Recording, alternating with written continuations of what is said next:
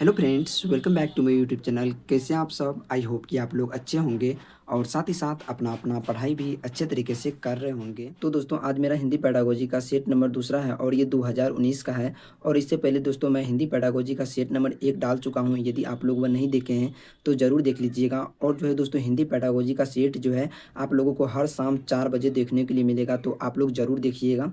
तो दोस्तों, आज का जो हिंदी पेडागोजी का दूसरा सेट है वो स्टार्ट करते हैं, जो कि यहाँ से स्टार्ट होगा। इससे पहले दोस्तों, आप लोग चैनल पर पहली बार हैं तो चैनल को जरूर सब्सक्राइब कर लीजिएगा और प्लीज़ वीडियो को भी लाइक ज़रूर करिएगा। और आप लोगों को ये वीडियो कैसा लगता है कमेंट करके लास्ट में ज़रूर बताइएगा। तो दोस्तों, आज का पहला प्रश्न है, प्राथमिक स्तर पर बच्चों की भाषा का आकलन करने का उद्देश्य है। बच्चों का जो है भाषा आकलन करने का उद्देश्य क्या है? तो इसका पहला ऑप्शन में है, कहते उसकी पठन क्षमता का आकलन करना, दूसरा उसके भाषा प्रयोग की क्षमता का आकलन, तीसरा उनकी लेखन क्षमता का आकलन और चौथा उसकी बोलने की कुशलता का आकलन। तो इसमें बोल रहा है कि भाषा का आकलन करने का उद्देश्य, तो इसमें ऑप्शन नंबर दूसरा हो जाएगा, उसके भाषा प्रयोग की क्षमता का आकलन करना। तो ऑप्शन नंबर बी बिल्कुल सही हो जाएगा। और उसके बाद दोस्तों, अगला प्रश्न है, निम्न में से कौन सा भाषा आकलन में सबसे कम प्रभावी तरीका है? पहला ऑप्शन में है कहानी कहना, ये तो बेहतर है, लेकिन इसमें बोल रहा है कि सबसे कम। दूसरा है कहानी लिखना, ये भी बेहतर है। तीसरा घटना वर्णन करना, ये भी तीनों बेहतर है, लेकिन सबसे कम बेहतर बोल रहा है। तो सबसे कम बेहतर जो ऑप्शन नंबर डी हो जाएगा, श्रुत लेख लेख। तो ऑप्शन नंबर डी इसका बिल्कुल सही हो जाएगा। और उसके बाद दोस्तों, अगला प्रश्न है, आकलन की प्रक्रिया में केवल बच्चों की क्षमताओं का आकलन नहीं होता, बल्कि शिक्षण प्रक्रिया का भी आकलन होता है। यह विचार जो है पूर्ण रूप से सही है। तो इसका ऑप्शन ए जो है बिल्कुल सही हो जाएगा।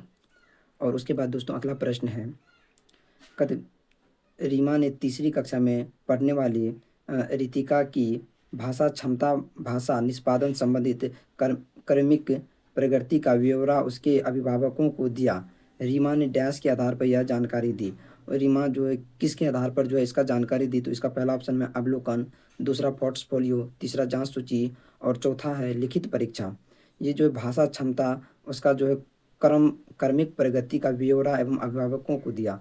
तो ये जो है उसको जो दिया वो पोर्टफोलियो की मदद से दिया, क्योंकि इसमें बोल रहा है कि भाषा निष्पादन संबंधित क्रम प्रगति का ब्यौरा करके दिया। तो इसका ऑप्शन नंबर बी बिल्कुल सही हो जाएगा, पोर्टफोलियो। और उसके बाद दोस्तों, अगला प्रश्न है, पहली कक्षा में डैश भी लिखना के अंतर्गत आता है। पहला ऑप्शन में वाक्य लिखना, शब्द लिखना, अक्षर लिखना और चौथा ऑप्शन में चित्र बनाना। तो इसमें बोला कि पहली कक्षा में जो चित्र बनाना भी जो है लिखना के अंतर्गत आता है। तो इसका ऑप्शन नंबर डी बिल्कुल सही हो जाएगा। और उसके बाद दोस्तों, अगला प्रश्न है, प्राथमिक स्तर पर पढ़ना सीखने में सबसे कम महत्वपूर्ण है। इसमें जो है सबसे कम महत्वपूर्ण क्या है? अनुमान लगाना, ये तो थोड़ा मतलब अच्छा है। और दूसरा है सम संभावन संभावना अनुसार अर्थ। और चौथा में है पढ़ने का उद्देश्य। ये सब तो थोड़ा ज़्यादा बेहतर है। और अक्षरों की पहचान, प्राथमिक स्तर पर पढ़ना सिखाना सबसे कम महत्वपूर्ण जो है वह है अक्षरों की पहचान करना। तो इसका ऑप्शन नंबर सी बिल्कुल सही हो जाएगा। और उसके बाद दोस्तों, अगला प्रश्न है, भाषा अर्जन क्षमता किसके किसके साथ संबंधित है? ये तो इसका भाषा अर्जन जैसे ये तो ऑप्शन में चौमस्की रहेगा। तो इसका ऑप्शन नंबर बिल्कुल सही हो जाएगा। तो इसका ऑप्शन नंबर बी बिल्कुल सही हो जाएगा, क्योंकि भाषा अर्जन क्षमता जो है चौमस्की ही दिया था। तो इसका ऑप्शन नंबर बी सही हो जाएगा। उसके बाद अगला प्रश्न है, प्राथमिक स्तर पर भाषा सीखने में भाषा संबंधित कौन सा संसाधन सर्वाधिक महत्वपूर्ण है? कंप्यूटर, बाल साहित्य, समाचार पत्र, टेलीविज़न।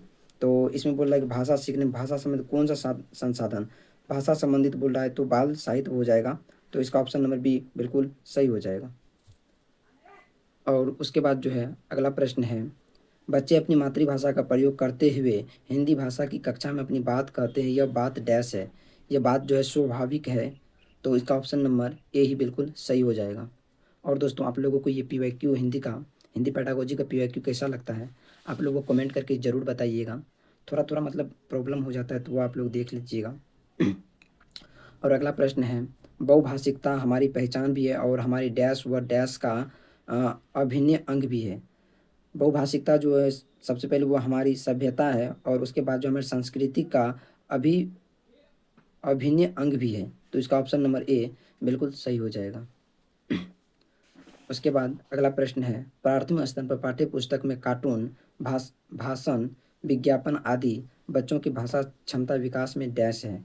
ये जो है इसका पहला ऑप्शन में है सहायक, दूसरा बाधक, तीसरा निरर्थक, चौथा है अनुपयोगी। तो इसका ऑप्शन नंबर ए बिल्कुल सही हो जाएगा, क्योंकि इसमें बोला है कि कार्टून, भाषण, विज्ञान आदि बच्चों की भाषण क्षमता विकास में क्या है, तो ये जो है सहायक है, यानी कि सहायता करता है। तो इसका ऑप्शन नंबर ए बिल्कुल सही हो जाएगा। उसके बाद दोस्तों अगला प्रश्न है, 5वीं कक्षा की सुहानी पाँचों किन्हीं, आंखें, दोनों आदि शब्द लिखती है। आप सुहानी की लेखन क्षमता के बारे में क्या कहेंगे? वह अनुनासिक चित्र का प्रयोग बिल्कुल नहीं जानती। दूसरा, वह अनुनासिक चिन्ह के प्रयोग के प्रति सजग है। तीसरा, वह अनुनासिक चित्र के प्रयोग के प्रति लापरवाह है। चौथा, वह अनुनासिक चित्र के नियम के अति सामान्यकरण करती है। तो इसका ऑप्शन नंबर डी बिल्कुल सही हो जाएगा।